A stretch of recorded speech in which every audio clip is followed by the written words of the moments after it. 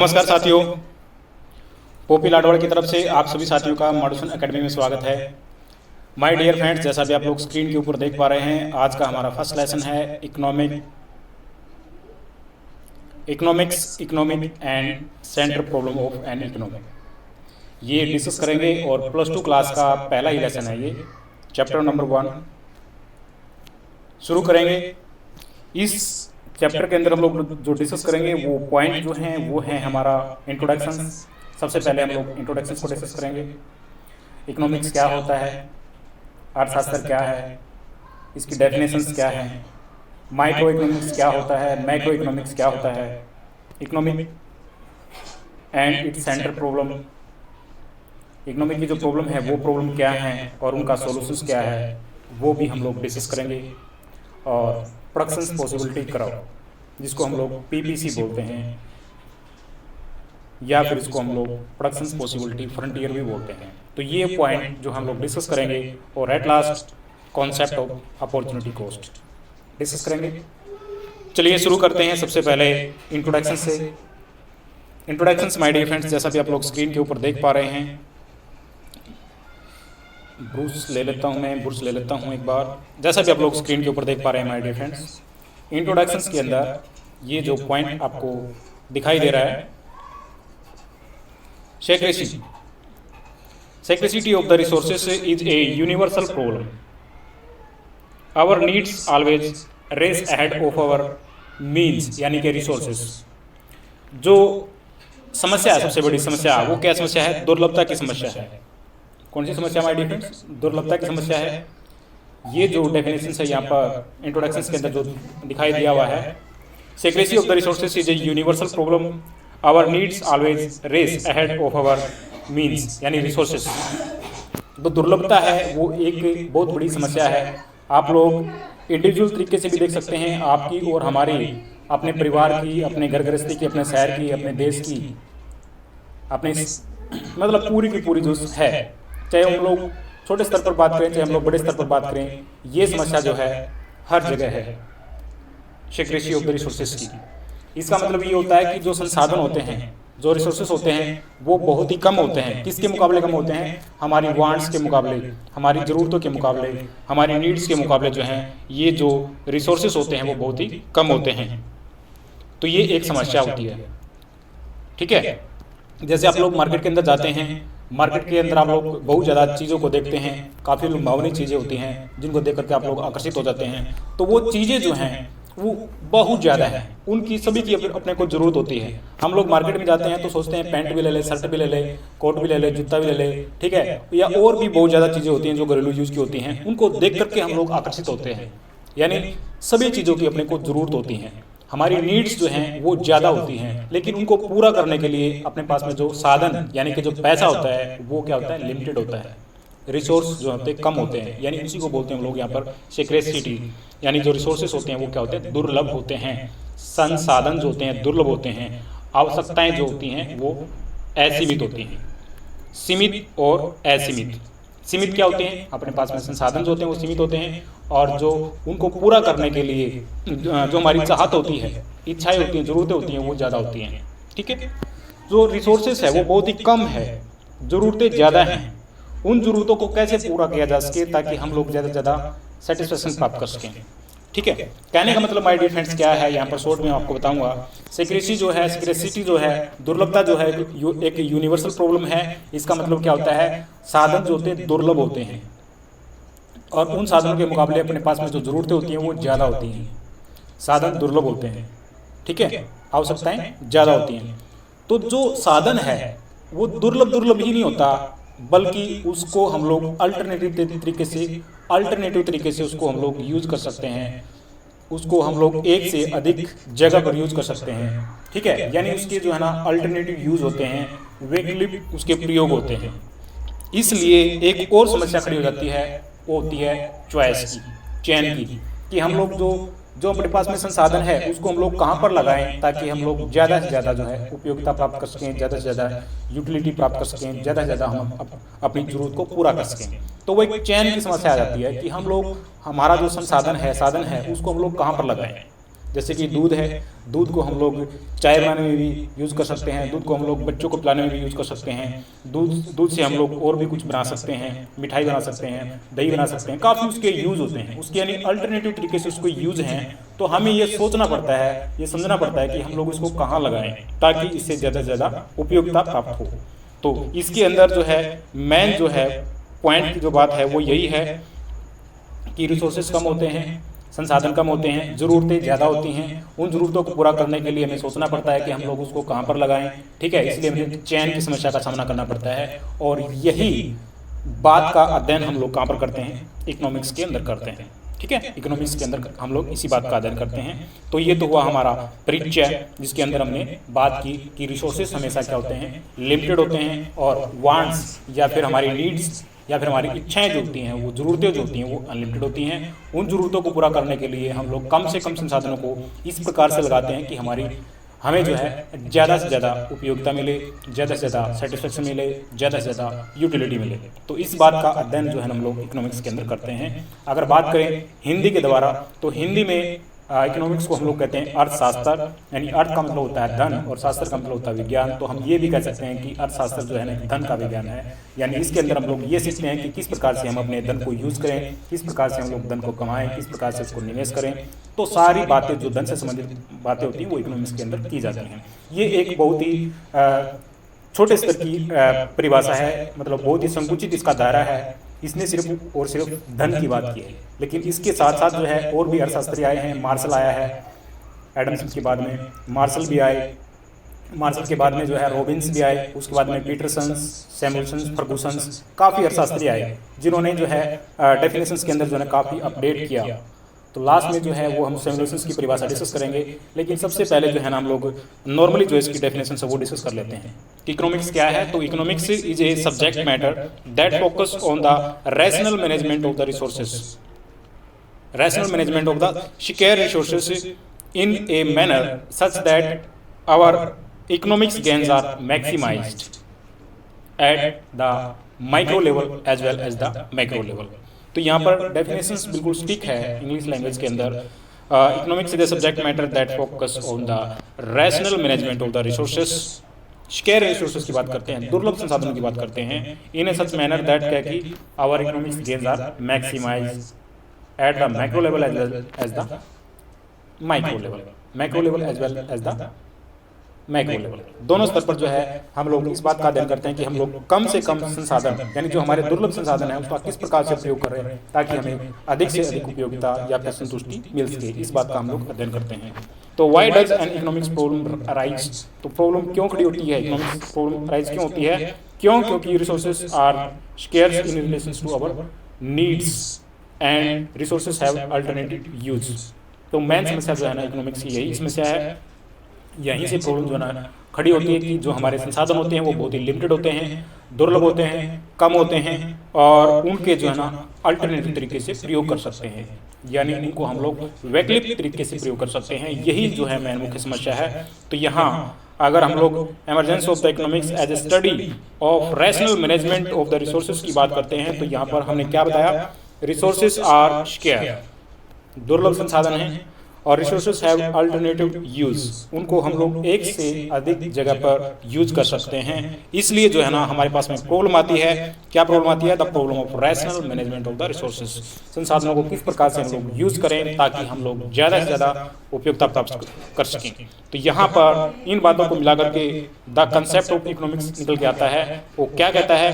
Economics is the study of the rational management of the scarce resources in a manner such that economics gains are maximized at the micro level as well as the macro level। तो main जो definitions है, definitions हालांकि बहुत ज़्यादा हैं। Adam Smith के according भी definitions इसकी है, ठीक है। धन संबंधी परिभाषा भी है, कल्याण संबंधी परिभाषा भी है, उसके बाद में दुर्लभ संसाधनों के बारे में भी परिभाषा है, उसके बाद में जो है ना विकास केंद्रित परिभाषा भी है। तो लास्ट में जो विकास केंद्रित परिभाषा है उसके अंदर हमने जो डिस्कस करना है वो यही करना है। Economics is the study of the optimum utilisation of the scarce resources in a manner such that the economics gain are maximised at the micro level as well as the macro level, macro level as well as the micro level.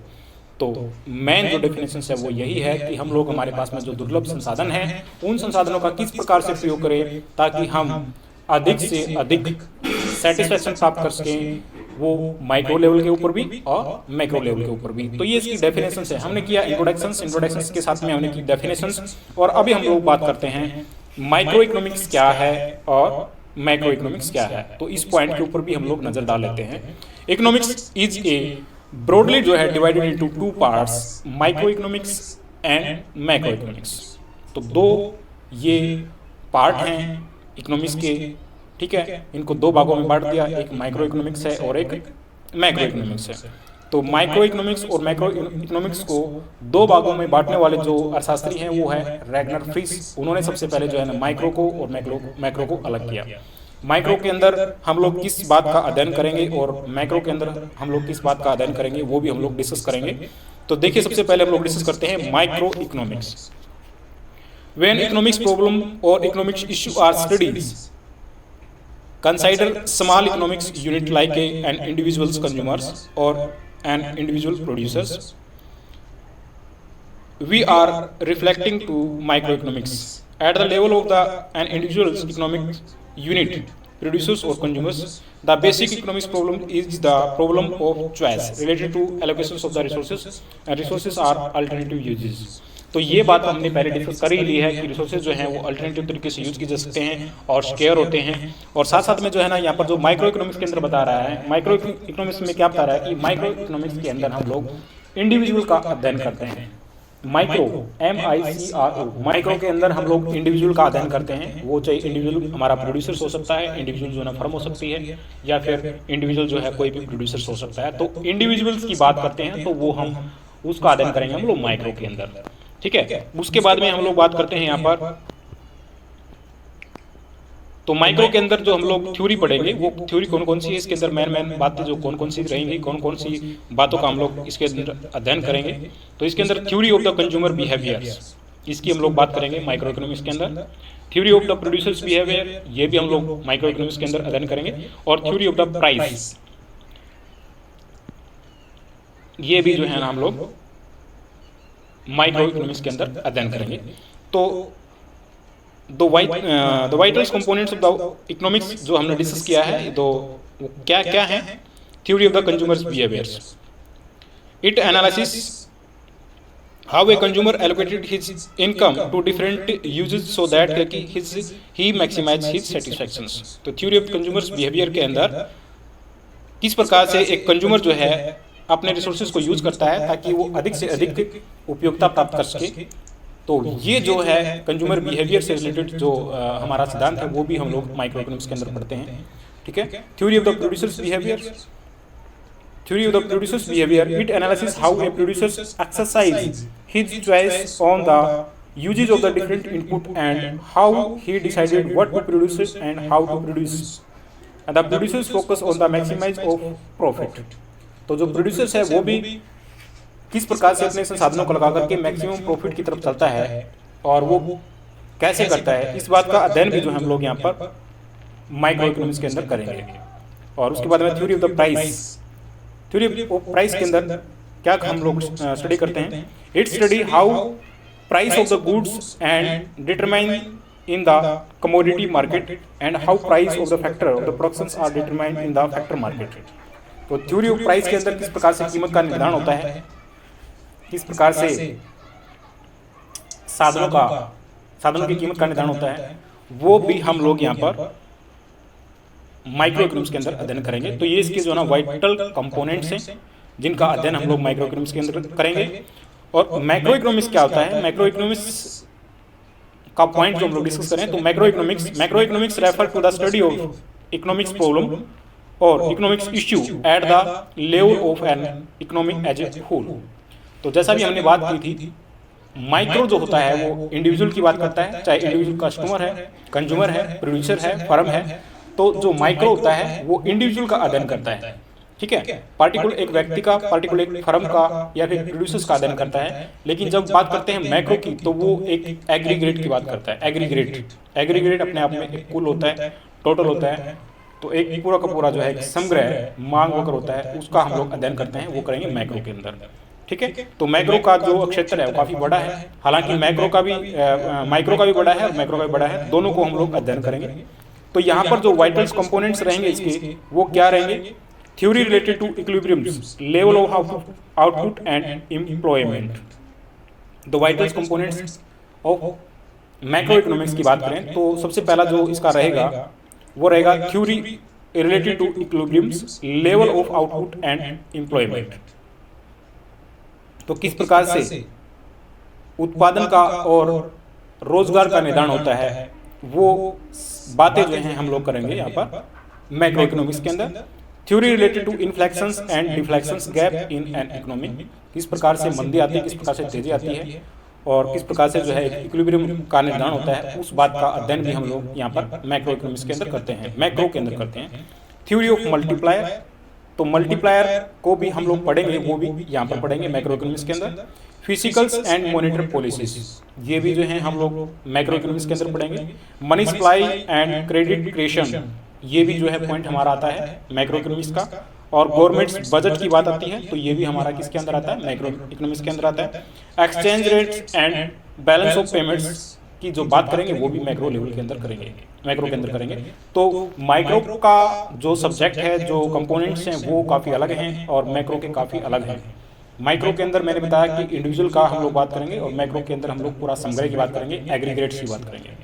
तो different इसके अंदर बात करें तो micro का जो है ना वो हम लोग आई उठा सकते हैं, आई MICRO माइक्रो। तो यहाँ से हम लोग आई उठा सकते हैं जिसमें हम लोग आई से बनाते हैं इंडिविजुअल्स, यानी इंडिविजुअल्स की बात करेंगे, वो चाहे हमारा कंज्यूमर है, प्रोड्यूसर्स है, फर्म है, कोई भी व्यक्ति है, उसका हम लोग इंडिविजुअल तरीके से जो अध्ययन करते हैं वो माइक्रो के अंदर करेंगे। दूसरी तरफ जो मैक्रो है MARCO, तो यहाँ से मैक्रो से हम लोग उठा लेते हैं ए को, तो A4 होता है यहाँ पर एग्रीगेट, एग्रीगेट मतलब यानी कुल होता है, संग्रह होता है। तो उसका जो हम अध्ययन करते हैं वो मैक्रो के अंदर करते हैं और मैक्रो के कंपोनेंट्स जो हैं वो अलग हैं और माइक्रो के कंपोनेंट्स अलग हैं।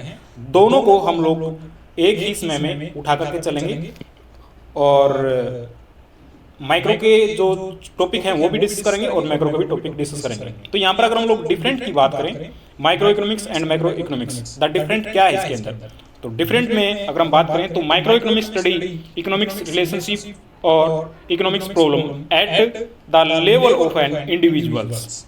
तो जैसा भी हमने बात की आई फॉर इंडिविजुअल्स, तो यहाँ पर इंडिविजुअल्स की बात होती है, इंडिविजुअल्स फर्म्स की बात होती है, इंडिविजुअल्स जो ना हाउस होल्ड की बात होती है, इंडिविजुअल्स कंज्यूमर की बात होती है। तो ये सारा सारा इंडिविजुअल की बात करता है। दूसरी तरफ अगर हम बात करें मैक्रो की, तो macro economics study economics relationship और economics problem at the level of economics as a whole, यानी पूरे के पूरी विश्व का यहाँ पर अध्ययन किया जाता है मैक्रो के अंदर। दूसरा पॉइंट अगर हम डिफरेंट की बात करें तो micro economics is a basically concerns with the determinations of output and price for an individuals from और इंडस्ट्री।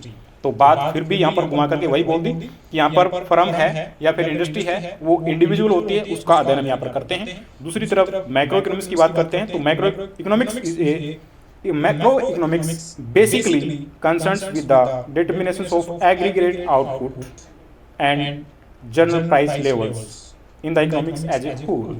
तो यहाँ पर हम लोग एग्रीगेट की बात करते हैं, होल की बात करते हैं, ठीक है। तो ये हमने जनरल प्राइस की बात कर दी। तो यहाँ पर जो है वो हम लोग मैक्रो की बात करते हैं, ठीक है। मैक्रो के अंदर हम क्या स्टडी करते हैं? Study of the micro economics assume that macro variables remain constant.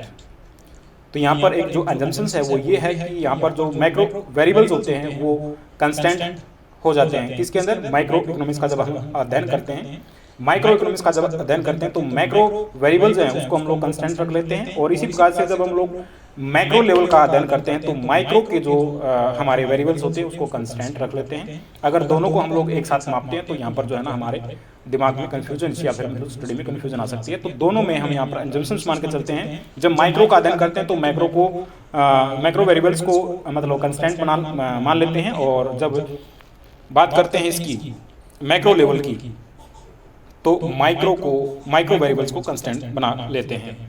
तीन प्रकार की जो यहाँ पर इकोनॉमी है उनको हम डिस्कस करेंगे नेक्स्ट में और उसके बाद में करेंगे प्रोडक्शन पॉसिबिलिटी ग्राफ। तो कुल मिलाकर के अभी जो है लेक्चर जो है लंबा हो रहा है, वीडियो लंबी हो रही है, तो इसको हम लोग लंबा ना करते हुए आज के लेक्चर को यहीं पर खत्म करते हैं और नेक्स्ट जो है कल करेंगे। Thank you for watching. और माय डियर फ्रेंड्स, अभी तक अपने चैनल को सब्सक्राइब नहीं किया है, बेल आइकन को क्लिक नहीं किया है, दोस्तों को शेयर नहीं किया तो तुरंत करें। Thank you for watching. Thank you.